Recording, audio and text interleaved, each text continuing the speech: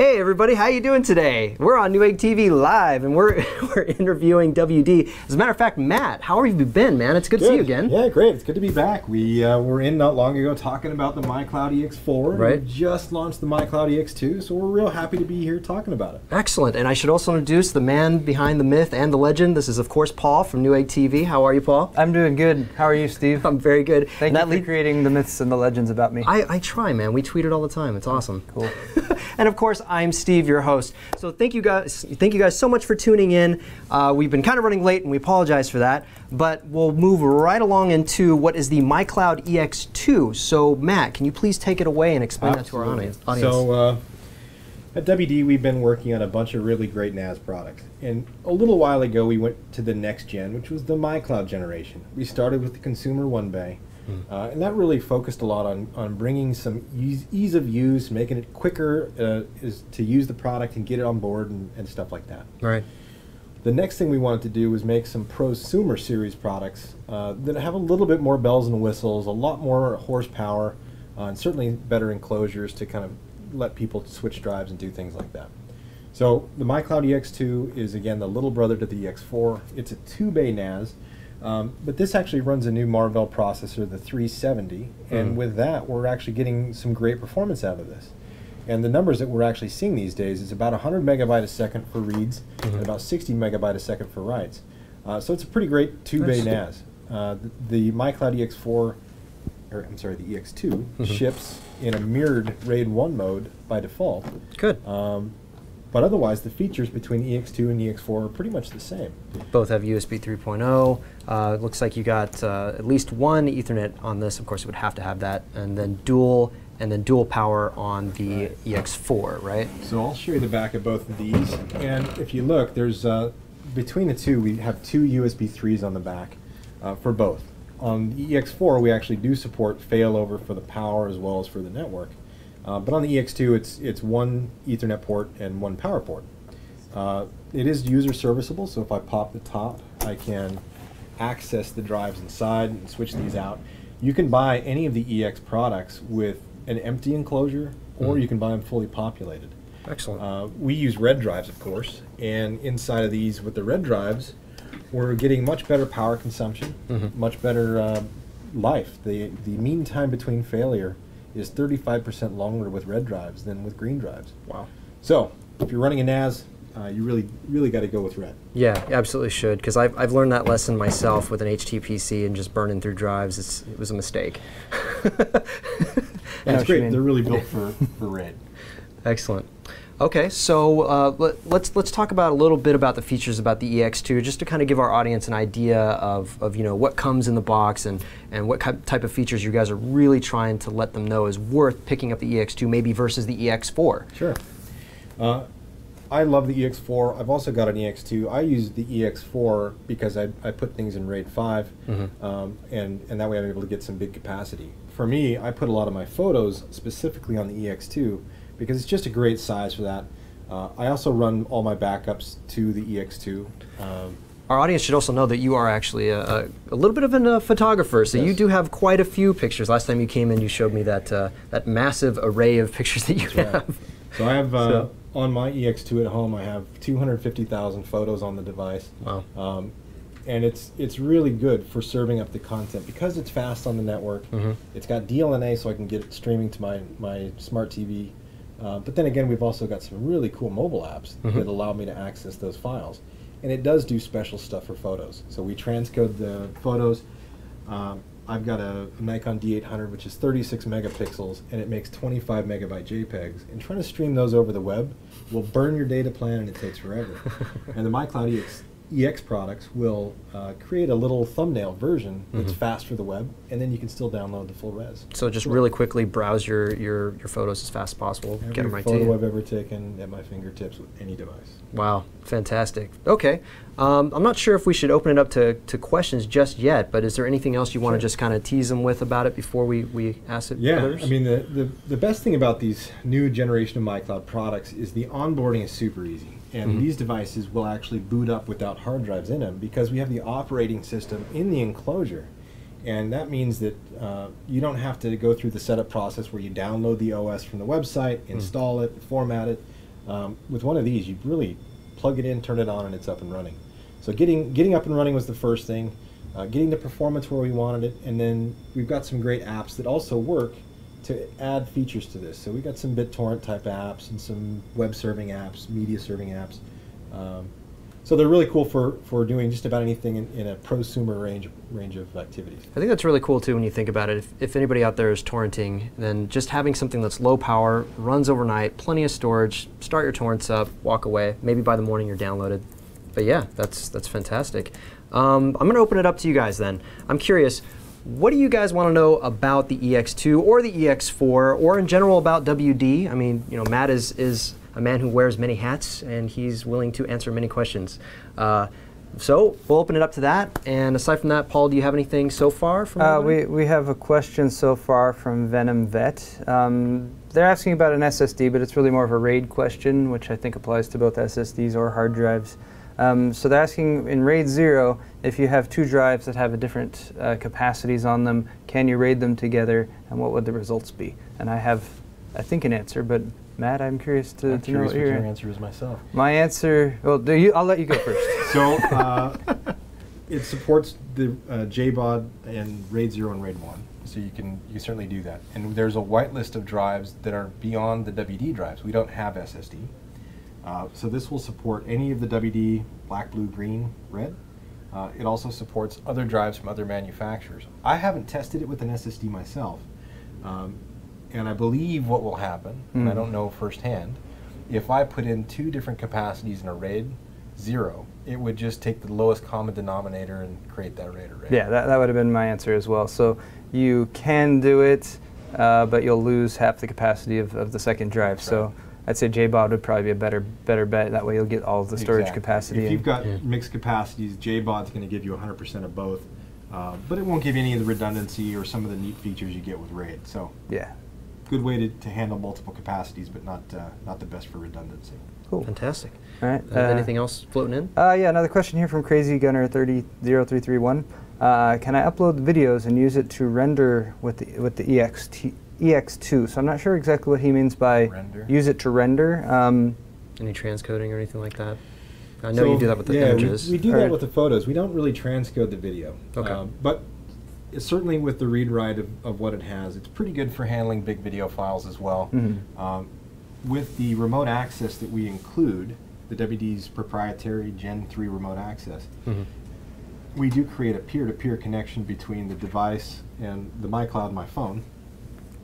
And that gives us a remote access that's fast enough to stream video even when you're out of the house. So not on the LAN, you're on the WAN, you can still access and stream all the video that you've got stored. Obviously, if you're on a mobile plan, you're going to burn your data rate like crazy. Yeah. If you're on Wi-Fi, it's no problem. So I hope that answers the question. If you want to know more about the rendering part, let us know. Okay, I think...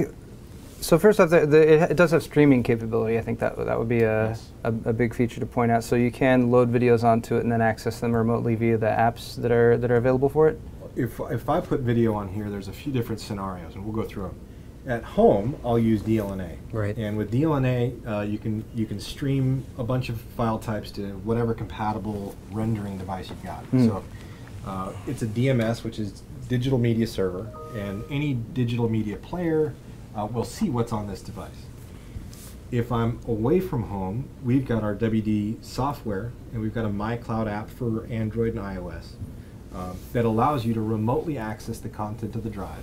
And with that, you've got really pretty quick plumbing, and you can open just about any file type. Now, a lot of phones won't handle AVI, which is actually one of the more popular video file types to get played. And in those conditions, you can actually use an open with feature and open it with another application that can handle AVI. So we offer great plumbing. We offer some basic file support. But if you want to do something else, there's other apps, and we can just be fast plumbing. Okay. And I guess the other scenario, because I was asking him if he's talking specifically about video editing, would be if you had a large amount of, say, raw video or something stored on the server that you were accessing via your network, say with a client desktop or something with a video editing program. And I'm guessing that would be more related to the network speed that was available than... basically, when it's in RAID 1 with this product, you're getting about 100 megabyte a second read, which is just about as fast as a USB hard drive will give you anyway, a USB 3 drive. So I don't know if I'd want to render a video that was stored on it, but it's certainly a great place to archive it because you can access it, anybody can get to it on the network, and you can get to it remote. Okay. But you would probably want something faster and local. Yeah, for actual editing. So great for archiving, but maybe a future version with a 10 gigabit or something. The workflow, and we do a bunch of video at WD as well, and the workflow we take is we use a USB 3 or a Thunderbolt drive to store the content. We run those in a RAID, and with the Thunderbolt drives in particular, we get up to 900 megs a second with some of our fast 10K RPM drives. Nice. But we do end up putting and syncing everything from the Thunderbolt drives to the NAS, so we have it on 2 different devices. We've got the fast one with Thunderbolt, and then the super connected one with the NAS. Excellent. Cool. Okay. All right, next question, and I had to do a bit of research on this one really quick. Does it work with Twonky? Yes. Yes. So we Media use server. Twonky as a DLNA server, and we're using, I think, 7.23. And I'll look at this real quick while we're talking through it. And Twonky is awesome. So Twonky, I think, is the better of the different DLNA servers out there. I think this is 7.26. Anyway, Twonky's great, and I was actually surprised. In the past, I really didn't know the difference between the different flavors of DLNA. And in WD in the past has used a couple different guys. But as we look around, the difference between a good DLNA and a bad DLNA is how long it takes to build the library, how big the library is, and when you start to put a lot of stuff, and certainly when you have a 2-bay or a 4-bay NAS, you can have a lot of stuff. Easily. A good, fast Twonky server is what's going to give you a good experience on the digital media player and on the smart TV and game console, whatever you're using. So we're happy about Twonky 7, and we do support it. Excellent. Cool.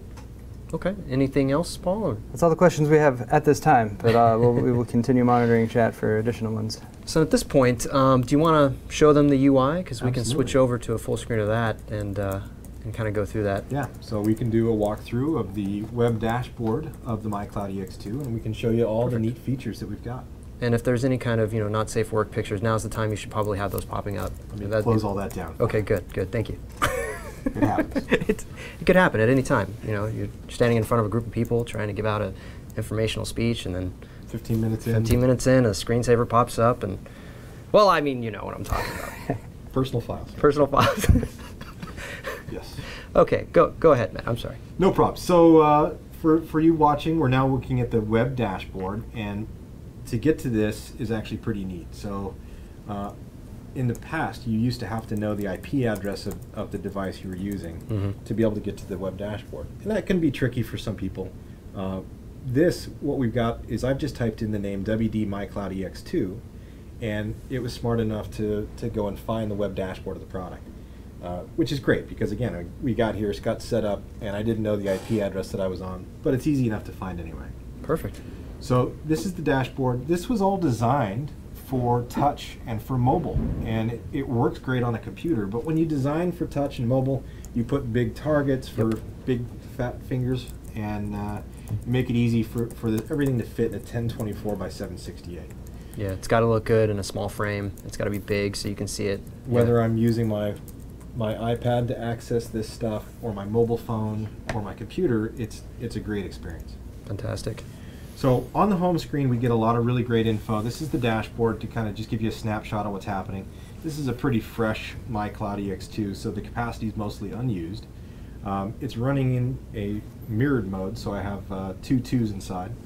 One of the other things that's different between the EX series and the regular MyCloud is this activity. And I can actually go in and see what is happening on the device, the utilization, some of the processes that are going on, how much that's consuming. And the reason this is important is we have a lot of control, and we'll get to this in a bit, over what processes are running on the device. And I can optimize this for the devices on my network. And if I don't have Macs, then I can turn AFP off and get some better performance. Nice. So it's a great way to check out what the device is doing and see what's happening. The users, the shares, these are actually really, really great and easy to use. And this is also amped up versus what we have in their consumer MyCloud product. And from here, I can easily add more family users or roommates or however I want to manage that in a small business environment, and we use this at our office, we've got this set up for the team. And so we'll make a group for marketing and for sales, but we have individual users in the different teams. Excellent. If I wanted to add a bunch of users at a time, we can also support adding multiple users to sort of streamline that process. Now, shares, also pretty quick. One other thing I'll say about the dashboard, and this is a big improvement over the last generation, so we had MyBook Live Duo, is this is fast. So the screen actually renders very quickly and everything comes up. So you have a very optimized UI, basically. Very Loads quick. quickly on everything. And people don't want to wait for slow UIs, so we Definitely really not. focused on that. Paul likes to, but I hate it. What? I'm kidding. So Words in my mouth. we support recycling bins in the NAS, which is great because on the regular NAS drives, a lot of them that don't support that. If someone deletes a file, there's no getting it back. Right. With the recycling bin feature, we can do that. You can choose which shares you're serving media from. And then there's also some additional control over things like FTP access to shares, WebDAV, NFS, stuff like that. Yeah, so if like you're the web IT parent in the household and your kids are accidentally deleting things, maybe they're sharing music with you or something to that effect, at least having that trash can gives you that option. And obviously if you're going to use it maybe in an office environment, it's definitely going to have use there. So. Absolutely. The next thing we'll switch over to is cloud access. And we do something as well to simplify this for people. In the past, you would have to know how to open ports and do some pretty tough stuff to get remote access to work. And we've got it now set up so that I can use the wdmycloud.com account. Mm-hmm. I create my email address and password, mm-hmm. and I'll get an email. I can then set up a really secure account.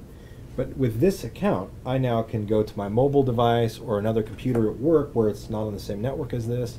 And if I want to access stuff, that's what I'll use to log into the drive. So we make it really easy. And this is actually the only question during the setup that people have to answer. So it's really launch the software, click next, put in your name and email address, click finish. So other than just registering the device, what you're actually doing is creating a way to maybe like create your own DNS to connect to it. I mean, it's doing it in the background. You don't have to deal with DNS or anything else. Essentially That's handles right. it for you. Is that the case? So we actually do some pretty tricky stuff. Each of these NAS devices, and this is geeky, which is They love geeky. We all love geeky, right? My friends on Twitch. Yeah. With these, the remote access, basically the MyCloud products mm-hmm. get a DNS name, and it's a real ugly name, right? It's a bunch right. of letters, bunch of numbers, .wd2go.com. Mm-hmm. You don't ever have to see it. You don't have to remember that, because basically what we do is, in our central server, we'll authenticate your account with the device and associate your account with your big scary DNS name. And so for everybody, it is a really simple thing, because we'll do that work in the background. You don't even have to know anything about it. We do have some options for people that want to get under the hood and do stuff there, but we make it easy. And then, of course, if you had multiple, devices, then really it's just meant to work even easier with all of them. It really gets tricky the more devices you own, but by having a mycloud.com account that's associated with all your NASs, mm-hmm. It really simplifies remote access. Excellent. So this particular box is connected, and you see it says relay connection established. We sort of have two modes. And the mode that it will default to is tries to use UPnP IGD, mm-hmm. and it will open the ports for your router. It'll do all that great stuff to give you the really great plumbing, which is the remote access. And if it can't, if the router doesn't have UPnP IGD, and some of the great time capsule products don't, and some other routers don't, mm-hmm. it will fail over to a relay mode. And in the relay mode, it really will go from this to a data center down to devices. Ah, okay. So we have a failover and an optimized way to do it.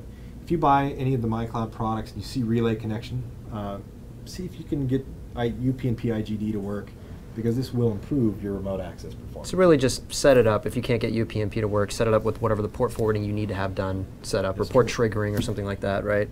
And then just handle it. By default, we try to do that. You can manually open ports to get to the direct connection mode, which is awesome.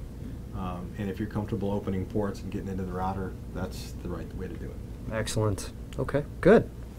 All right. Do we have any questions so far before we talk too much further? Yeah, Crazy Gunner asks, can these be paired together?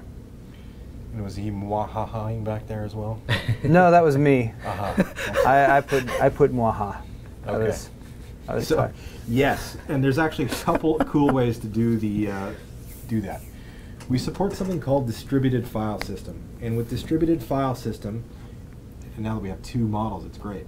If I first had an EX4 and I added an EX2 to my network, with distributed file system, or DFS, I can make all of this stuff come through this stuff, and you've got one volume on the network, and it's just easier to manage. So that's a nice way to do that. Is it also then kind of making a backup on the way? There's a good way to do backups, and it's a little bit of a different thing. Okay. And if we want to cut back to the web dashboard, this is how you actually do the backups. Is there another question we want to do before the backups? Nope. Okay. So let's talk about backups, because it's really a big deal. WD loves backup. 30% of people back up. Mostly people don't back up. 70% of people lose their data. Keep going. It's pretty amazing. Really? 30%? Only 30% of people back up. Back up your data. That's right. People. Paul said, back up your data. I back up my data. Now, when you come to work at WD, they put you through a backup reprogramming, and they hammer in this idea. And just so everybody knows, the best way to back up is to have 2 copies on 2 different drives in 2 different locations. And if you want to go crazy, you can do Radius. more. I am 5 times redundant in 2 places because I can.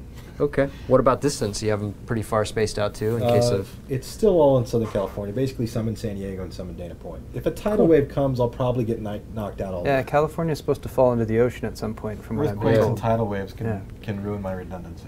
Well, by that point, you probably won't care too much about the might data not mind anymore. anymore. So, the MyCloud EX2 We'll work on and that risk EX4, assessment. because they've got USB 3 ports in the back, I can connect USB 3 drives to these devices. And it's a 2-way thing. So I can either move it from my passport I connect to the EX product, or from the EX product to an external. That's right. And that's a great feature because, again, any one device, no matter how many drives you have in it, can fail. We actually had a guy who came to a photo trade show we were doing, and he had stuff in RAID, and he thought RAID was enough. And he accidentally ran his RAID utility and deleted his RAID array, which crushed all the data that he thought he was double safe on. So, 2 devices if you want to be paranoid. More if you want to be paranoid. There was a data center that I use for web servers that I have, and they just recently had a failure in their RAID, and they said, normally speaking, of course, 1 or 2 drives failing at a time would be fine. Several drives failed simultaneously, so they just lost, and this is their mail server side, so they're like, sorry, we kind of lost emails, and it's okay, I didn't really care, but it was still pretty crazy that it happens. Scary. Yeah. It does happen. USB backups, we can do that. We also have remote backups, and this is probably my favorite of the backup features here. I've got this one at home. I've got this one at my dad's house. This is the one I was using that I was telling you about. And basically, these can sync to each other on a schedule. And if I've got 2 devices, and it'll work between these 2 for that matter, I can use the WAN to sync these devices effectively. And that's an awesome feature. We also support cloud backups, so if you don't have 2, you certainly can go buy one from Newegg. But if you didn't, you can use the cloud backup solution as well and back up to an Amazon S3 server or Elephant Drive. Okay. Perfect. What else we got, Paul? Anything? Yeah, I know, Matt, you already said that you hadn't really tested much with SSDs in this, but would that be a possibility to mix hard drives and SSDs in this enclosure? Or is that really sort of a different application? I think that it might work. I don't think it would do what people want. Okay. Because I think the performance isn't going to get better if you put an SSD in. I think you would find that the SSD would be better used in another slot. Okay, yeah, so that's something you see with like higher end RAID configurations where you can set up SSD, like an SSD caching array in front of a big RAID array, but that's kind of, that goes more towards enterprise use, I think. So some of them have a nice RAID to boot from. These again are booting from flash already, so it may not really change much for you. And the throughput, which is usually what people care about, isn't going to change if you put an SSD. You would just so the SSD type of responsiveness and everything, you'll get there automatically because you're loading off of flash. Right. Okay, cool. this is sort of a broad question, but how secure are these, or can you speak to the level of security or security options? We'd like to take this moment to thank the NSA for making security a topic. We do have some great security on these devices, and there's a couple levels of security. We have drive level encryption, and that's pretty amazing because the data on the device, if you were to have someone come into your place and steal the drives, anything like that happen, it would be secure to the drive level. They couldn't get anything out of it. The device on your network is as secure as your network. So make sure you are locking it down and you have the appropriate settings there. The remote access is also an encrypted transmission, so people won't be able to sniff through and find what you may or may not be sending to your friends. or BitTorrenting. Right, absolutely. Is the hope. Okay. So perfectly capable of network security, but it will not administrate your network security for you. So right. But it's merely one device on your network. If your router or your firewall is not secure, then if you have a porous home network, I like that. Porous. A porous home. I just imagine it's like it would float. It would float if you put it in water. Yeah. Okay. We digress. Yes. All right. We have a question from Must be small Power writing. Up, Mr. 2. Could I hook up an AC 1300 bridge to eliminate the Cat 5 cable? Absolutely. So that's a great idea. And AC is awesome because, of course, you can, in some cases, get gigabit or greater speeds over wireless. And as far as doing a bridge, I mean, it wouldn't even know any difference, so it'd be a great way to stash this anywhere you want. Nice. One other thing I'll say, I like our speaking of viewers. stashing, a lot of people don't want to leave this in a part of their house because it might be loud or it'll blink. And we've taken a lot of care for that, actually. One of our beta testers back on the EX4 didn't have a home office. He had this in the bedroom, and his wife was about to kick him and the MyCloud EX4 out for keeping them up all night for blinking. So on the noise front, they do have fans in them, but the fans, because we're using red drives, very rarely go on. And even when they are, you don't hear them. And in fact, this is on now. Yeah, I'll bring it a little closer where you're talking. Completely silent. Just unplug that, hopefully. And the LEDs also have some options.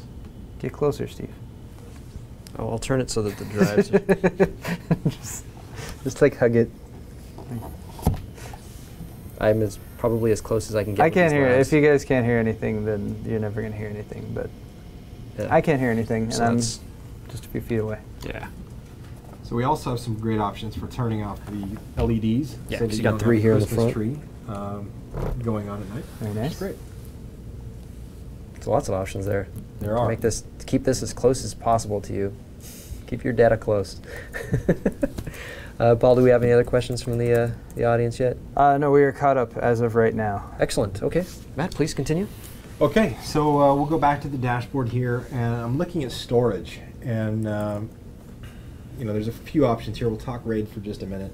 It has an auto rebuild option, so if something goofy happens, it'll try to take care of it itself if that's how you'd like to do it.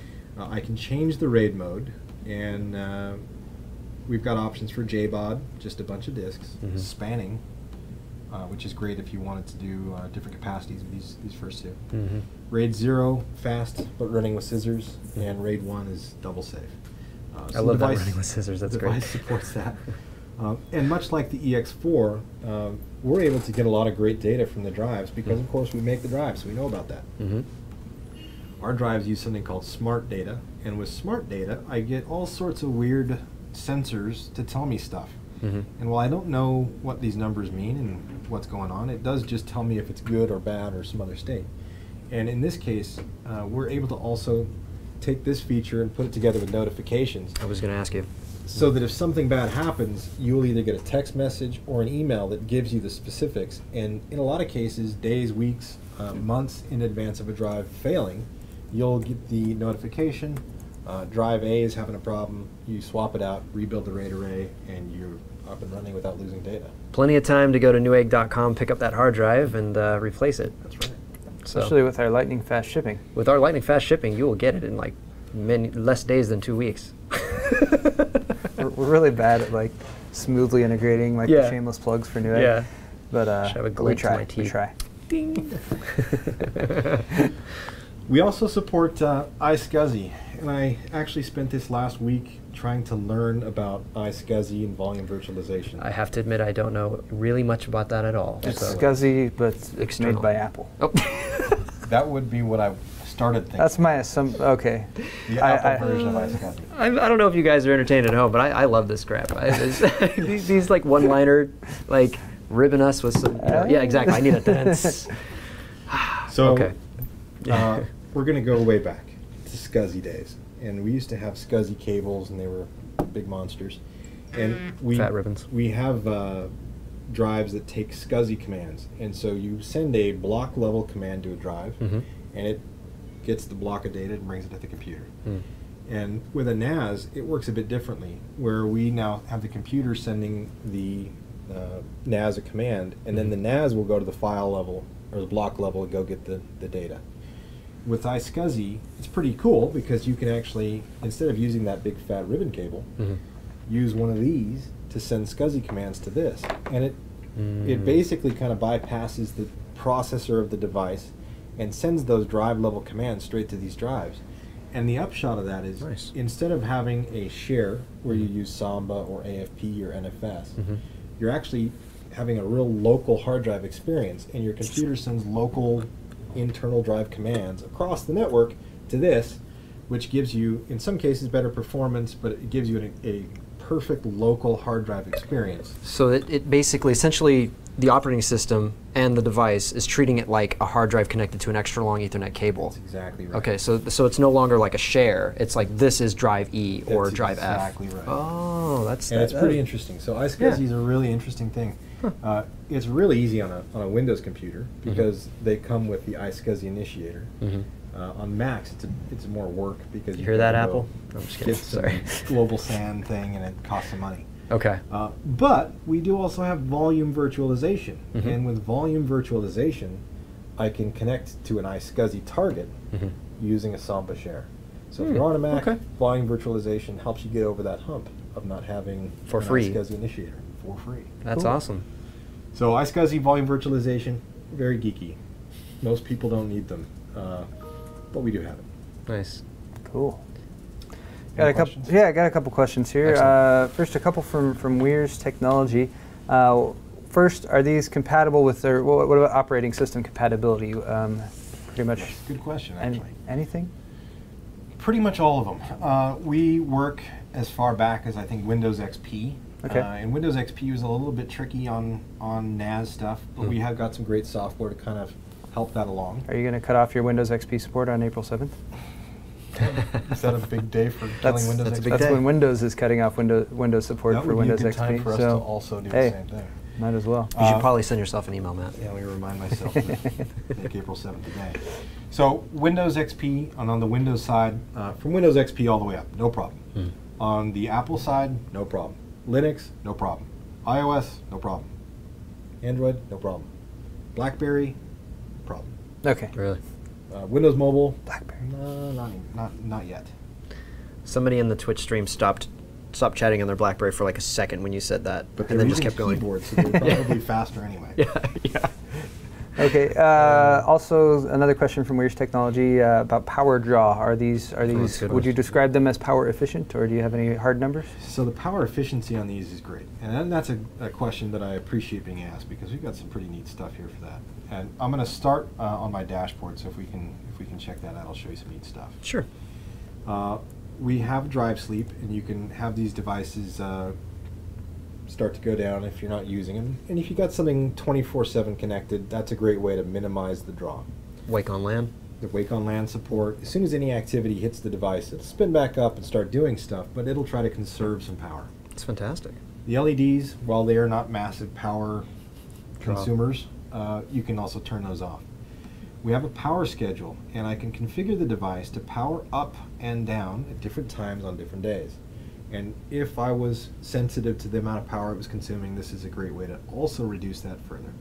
So obviously it wouldn't wake at that point because it's literally powered down, but the point is if you know you're not going to use it, there's no emergency situation, there's no backup happening while you're gone, this is maybe your home system, then for at least 8 hours a day or 9 hours a day, you don't even need it. If Just you shut were it down. in a small business retail place, you could certainly leave it off overnight, however that went. It's also good for security. Yes. The device itself is running off of a 36 watt power adapter. Nice. So the power that we offer is 36 watts to the device. It doesn't use 36 watts the entire time it's on, but certainly at its peak, it's less power draw than a light bulb. Fantastic. You guys have any other questions? What kind of light bulb? No, I'm just kidding. CFL. Not to put too fine a point on it. Okay, so are the drives hot swappable? I would imagine that's a yes. Yes. So the EX4 is a dream for swapping drives because we got this fancy. Got the door on the front and the quick releases. Yes, and I love that. The EX2 is a little bit different, and with this to swap drives, I pop the top. Let me Give you a better angle. I'm gonna rotate it maybe sideways like this. Cover this with my big monster mitt. Those hands are so large, or that device is so small. Yeah, I'll spare you the joke that should follow that. I'm going to unscrew the top here, and with just pulling out this little bracket, I can now access the drive. So it's a little bit less serviceable than the EX4 to be sure. Yeah, but it's still toolless. But it is toolless, and it is pretty easy to get the drives in and out. If there was a tidal wave coming, it'd be safer just to grab the whole thing and run with that. I would probably just grab the whole thing. So we did make it easy to get the drives in and out. It is hot swappable, so you can do that. Yes. Excellent. Okay, Crazy Gunner. Crazy Gunner asked another question. This was actually back a little ways, so I think it was something that you guys were discussing that I wasn't paying very close of attention to. But he's asking, would that include BIOS errors? And he's talking about the notification messages. So this is a notification log that it generates over time just to let you know its activity. Your log system probably has some kind of system events too, right? Yeah. So I'm on the notifications tab of the web dashboard here, and you have some discrete controls over this. There's notifications that will come up on your local network. There's notifications you get via email, and notifications you can choose to get via SMS. And I'll tell you an SMS story here in just a minute. Okay.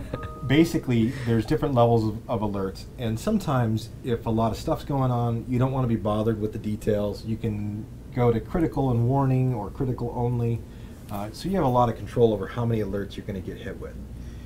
Email alerts are great, and likewise, I can configure the email alerts so that if it's a very severe one, it emails, or if it's really severe, you can choose to get a text.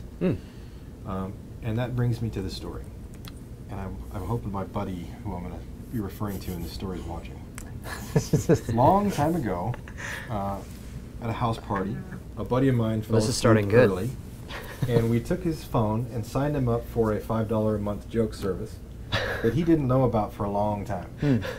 Now, the problem with SMS is you don't want someone to sign you up for a service and you get spam, so we use an SMS service where you put in your phone, you get a challenge response, and that way your friends don't sign up your phone number to get their alerts just for fun. Spamming their phone. Right? Yeah. Your NAS is on, your NAS is off. Right. We have a great way to prevent what happened to my friend happening to you. Excellent. Yeah, so challenging is always important. Yes. I did want to ask you, though, in terms of emails, how many emails can you set up for notifications, or is there a limit, or is it just one? It's actually a really good question. It looks like I can make a bunch. Okay. Oops. Let's try it. Okay. Oops. Is there a challenge process for this as well? I don't know. Okay. We'll find out. Not trying to go too deep. You don't mind if everybody gets your email, right? Because I'm not really sure. Not. Okay. Just going to say, I forgot to warn you. Yes, this is actually okay because I get a lot of spam to this one. Sorry, Tina, I should have warned you about that one. I wasn't thinking. That's all right. If you guys want to send me an email, I'd be happy. I'm watching you type it in right here. Oh, there we go. I won't put in my passwords. How about that? All right, cool. Yeah. So you can set up multiple accounts, which is great. I'm sure I've got a couple of challenge emails waiting for me in my Hotmail. Cool. And probably several from Twitch. And probably a few more from our friends watching who would like to email me. Okay. That probably covers the UI unless we have more questions about it. Paul, anything else coming out? The only other question that I spotted, which was kind of answered in chat, but I'm going to use it to ask another question. Good. which was just as far as capacity support goes, how much would be the max? And my guess would be for the 4-bay drive, you got 4 drives. 4 terabyte drives, so 16 terabytes.